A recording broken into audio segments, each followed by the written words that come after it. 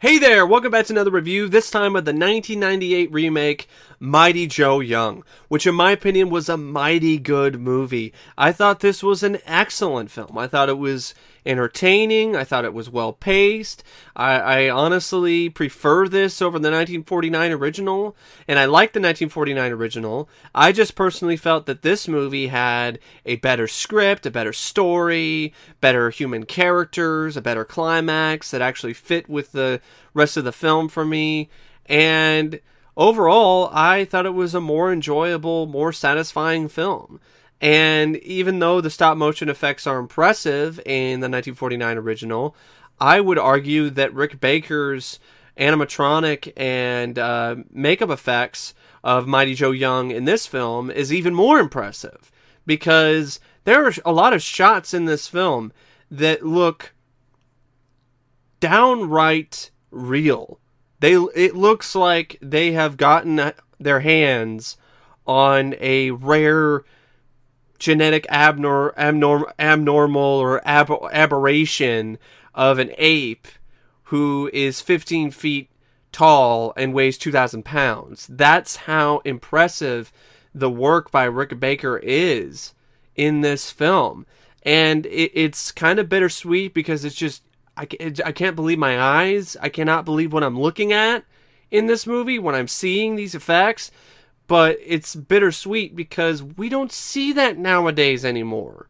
For example, with these Planet of the Apes remakes and the reboot series, that's a prime example to go all out with practical effects. But instead, it's CG.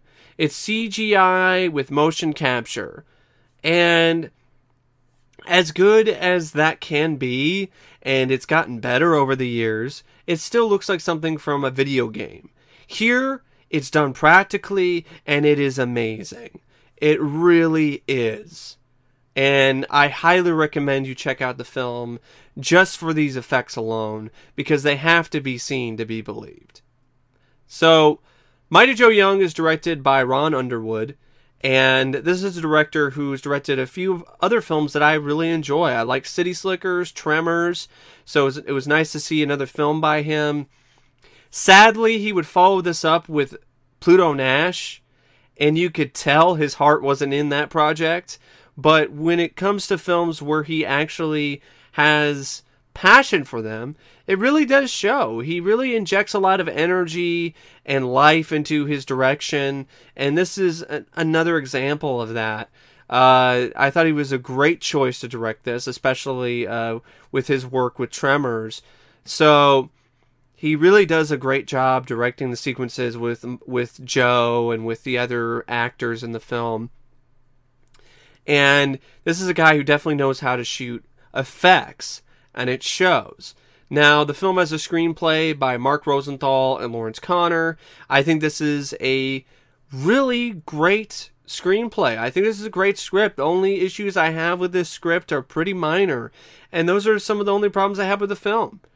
I personally thought one of the poacher characters, who's one of the villains, he gets let off way too easily, and he changes his character has he has a identity crisis randomly. He just all of a sudden changes his mind, and he has some kind of redemption moment that doesn't really mesh well with the rest of the film for me, and seems rather random, and it isn't earned. And I also felt that I guess you could say there were some that it could have been a bit tighter paced at times, and some of the attempts at humor were kind of corny, were too corny for my tastes. But honestly, that's the only issues I have with this script. Everything else I thought was really well done, from the way the characters are written, especially Jill, who's played by Charlize Theron, and Bill Paxton's character, Gregory O'Hara, who was actually, in my opinion, a much better character than the wannabe John Wayne from the 1949 film Mighty Joe Young. And I like how they wrote the character of Jill Young. She comes across less as a spoiled rich kid who just wants a gorilla, and the gorilla just grows up to be of abnormal size and strength. Here, it's the whole origin story, the whole prologue is much stronger in this film. And this is also one of those remakes that stands on its own as its own film. It's a completely different movie than the 1949 movie, the 1949 film. Bill Paxton's character is not some cowboy who's hired by some Hollywood socialite guy who wants to set up a bar and have all these animals in it and use Joe as a main attraction to make money. No, he's just this guy who works for this conservancy, and he gets animals for the conservancy, or he gets blood samples for the conservancy. He's a guy who's there to help, and I really like that change with the character. I like Charlize Theron's character. I like Jill Young. There's more to her and her character than there is with the character in the 1949 original. So, and even the villain, played by Rade Šerbedžija, I don't know how to say his last name, forgive me, but I thought he was phenomenal. I think he did a really great job playing the villain, Andre Strasser. It was unique to see a villain who, one of his distinguishing features is he lost a finger because Joe, when he was a baby, he bit one of his fingers off. And, there's a nice supporting cast as well, who are fairly well written, but most of the best writing goes for Bill Paxton's character, Greg, and Charlize Theron's character, Jill. But, some of the other characters, they had some nice things to do as well. The film stars Bill Paxton as Greg O'Hara, and Bill, he does a great job, as always. Watching this film, it was wonderful, and it was really a lot of fun to see Bill again, especially in this type of film. And he played such a likable character and a nice guy, but at the same time, just like we've seen the practical effects, it was a little bit bittersweet because he's no longer with us. And so, there's not a day that goes by that I don't miss Bill. He really added a blue-collar vibe and feel to every film he was in. And that's the kind of thing that you really don't see a lot of nowadays, is a true blue-collar actor. And Bill, in my opinion, was one of those actors who can add that type of vibe and that feeling and all of that to a film and really make it stand out in a good way. Charlize Theron is in this in one of her earlier roles as Jill Young. I thought she was really good as well. I thought she was actually quite phenomenal. She was beautiful. She's a beautiful young woman, and so she's definitely nice to look at in that regard. But I also thought she delivered a good performance. I really like the sort of moments where she's looking at L.A. and sort of the wonders of human civilization.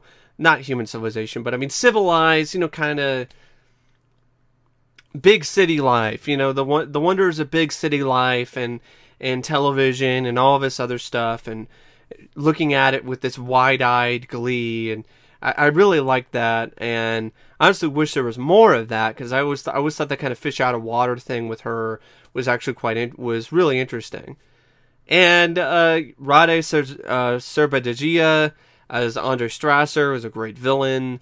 Regina King, she was there as like a sort of a sidekick in Cecily Banks. Peter Firth has a really bit role with some guy named Garth. I completely forgot what his whole role was. Naveen Andrews plays this kind of annoying Indian guy who's comic relief, and thankfully he's only in it for like a little bit in the beginning. You also have Ray Harryhausen himself, who has a little bit role as one of the gentlemen at the party.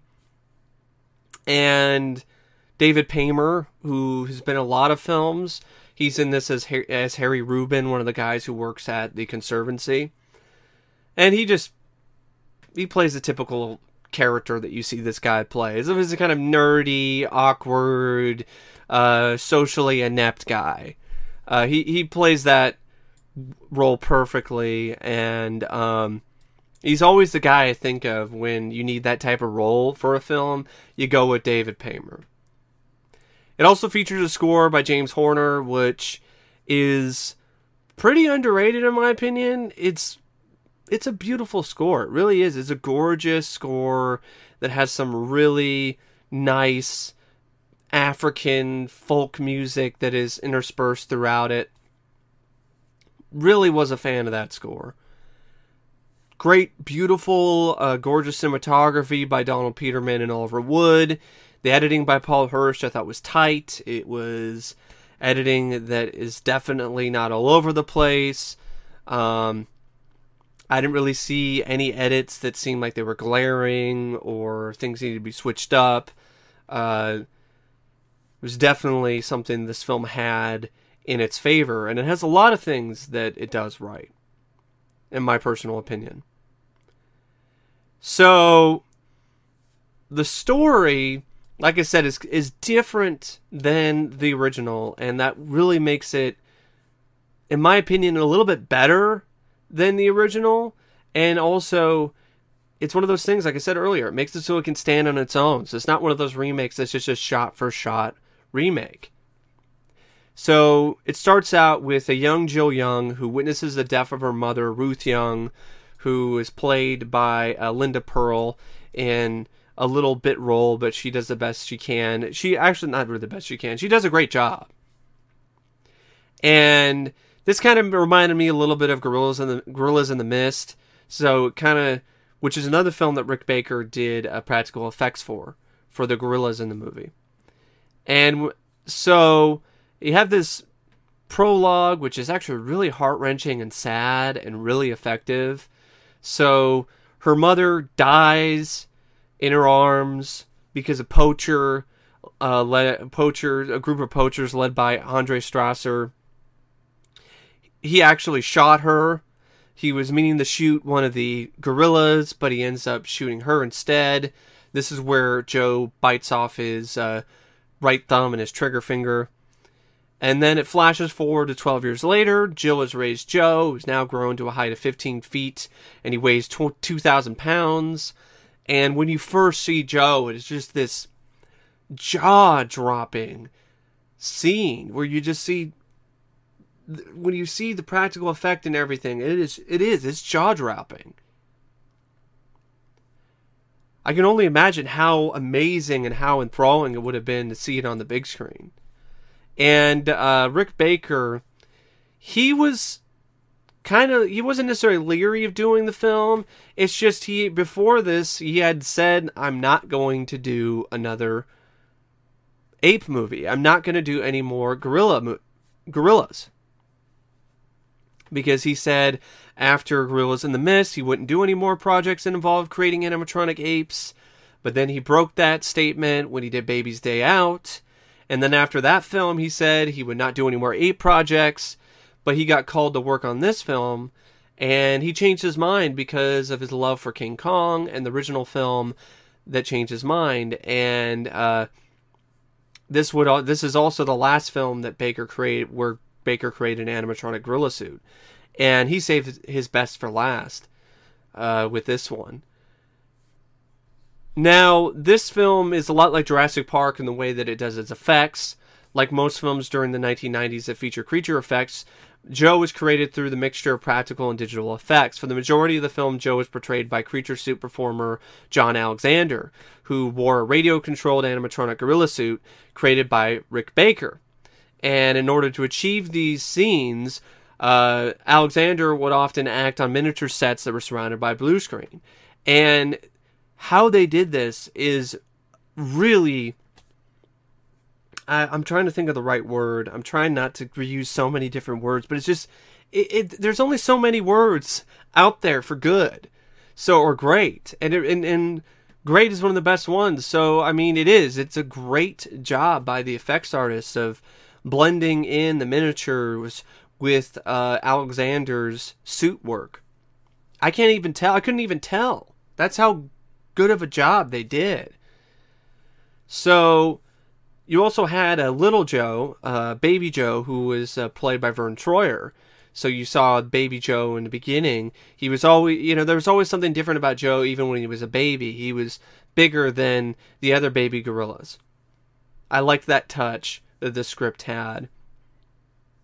And then there were digital scenes that were created by DreamQuest Images and ILM, and they used a model that was provided by Baker, and a lot of these performances were used with keyframe animation, and when Digital Joe was running and jumping, they had mocap.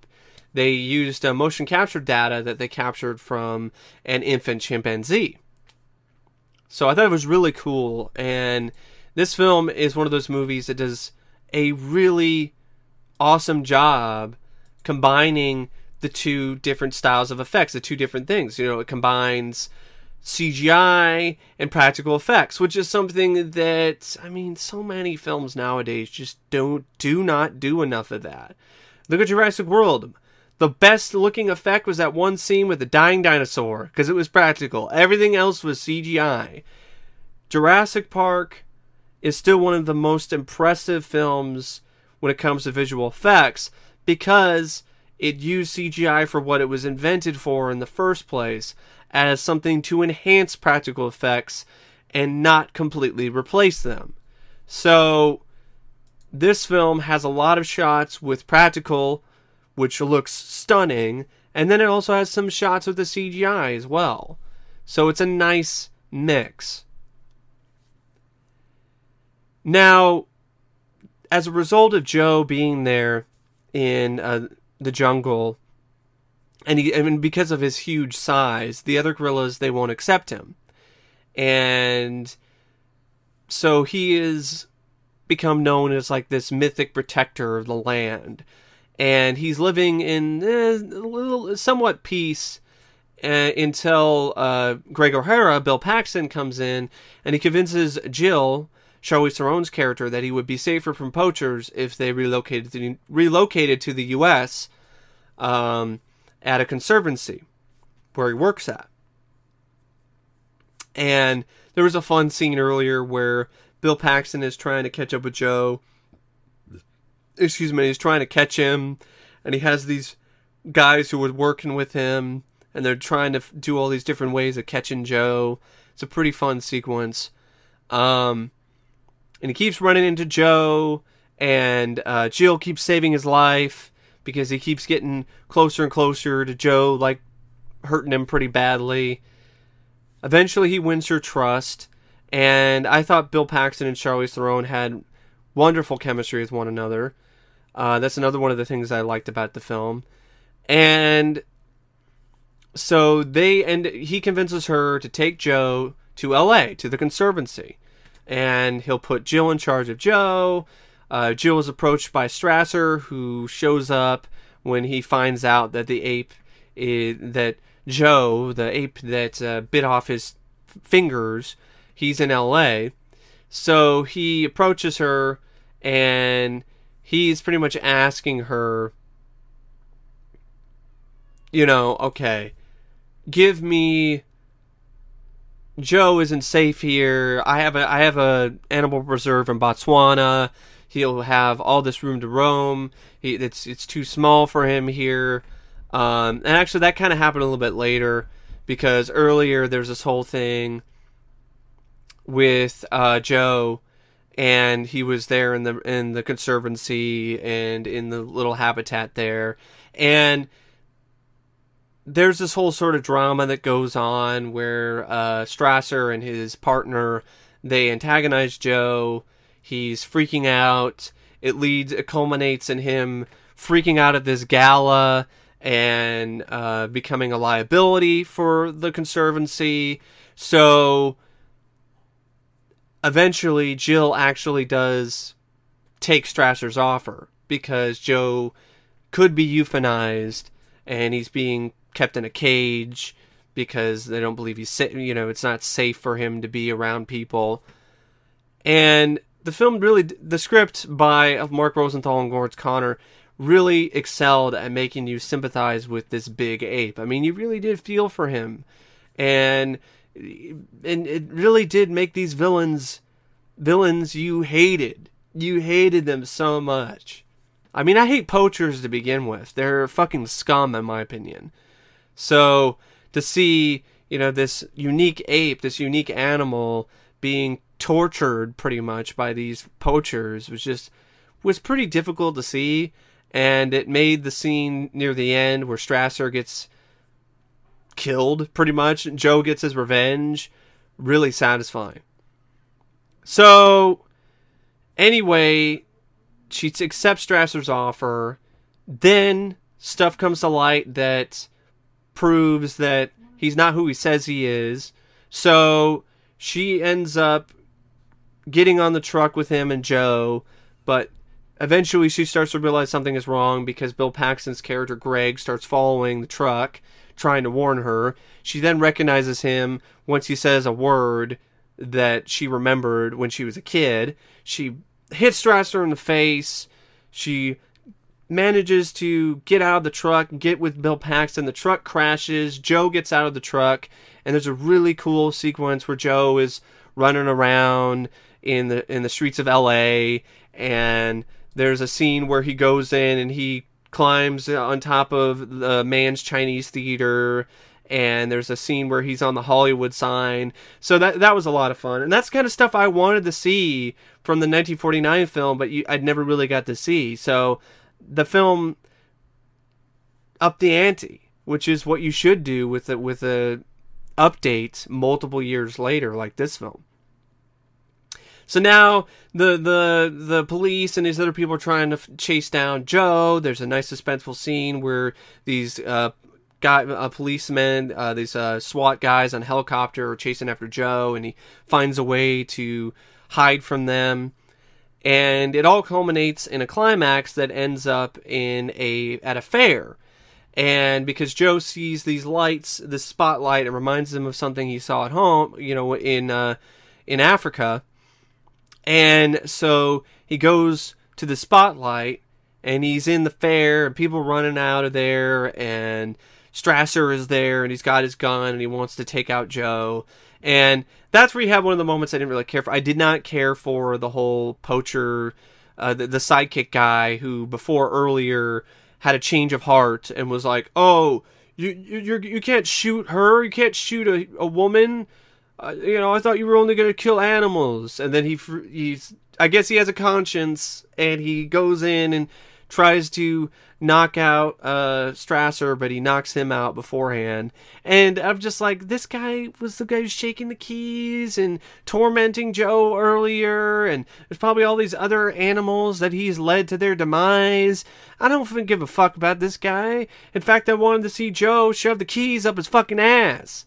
But that didn't happen because the film decided, oh, we need a change of heart for this guy, which really didn't make any sense. But you have the climax. Strasser has his gun. He shoots at Joe, but it ends up he misses, and it starts a fire. And this is what I mean by I think the climax is done better in this film than in the 1949 movie, because in the 1949 film it felt just random. They're trying to escape and get Joe out of town just in time. And then they just stop at an orphanage that's on fire. And Joe just saves, kids from the orphanage. Here, it ties in with everything. Strasser's trying to hunt him down. Strasser shoots at Joe, misses, hits something, and causes a fire to ignite underneath this Ferris wheel. There's a kid who's on top of the Ferris wheel. And the SWAT team is called in, and they're getting ready to shoot Joe. Joe ends up getting he's given the time to save the kid by the kid's mom, and so he climbs up the Ferris wheel and saves the kid. And of course beforehand, though, he actually kills Strasser in a pretty awesome scene where he sneaks up behind Strasser and throws him onto a power line, and then his little 2 fingers that he has left, they hold onto the wire, but it's not enough, so he falls into the transformer and gets electrocuted to death. And I was like, yeah, take that, you poaching asshole. So then you have the whole thing with the Ferris wheel, and it is a really impressive sequence in terms of the practical stunt work and all of that. And Joe saves the kid just before the Ferris wheel gets engulfed in flames and falls to the ground below.